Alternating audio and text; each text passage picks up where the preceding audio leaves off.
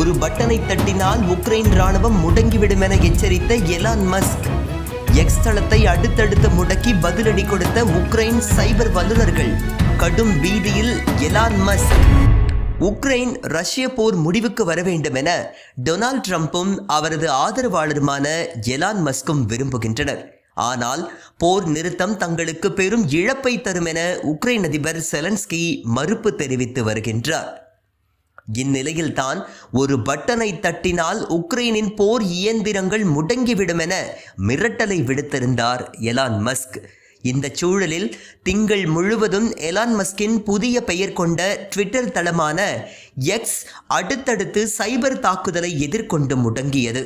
இந்த தாக்குதல்கள் உக்ரைன் பகுதி ஐபி முகவரிகளில் இருந்து நடத்தப்பட்டதாக எலான் மஸ்க் குற்றம் சாட்டியுள்ளார். இதனிடையே இஸ்ரேலை ஆதரிக்கும் நிறுவனங்களை குறிவைப்பதில் பெயர் பெற்ற பாலஸ்தீன ஆதரவு குழுவான டார்க் ஸ்ட்ரோம் குழு இந்த தாக்குதலை நாங்கள் நடத்தியதாக பொறுப்பேற்றுள்ளதாக தகவல் வெளியானது.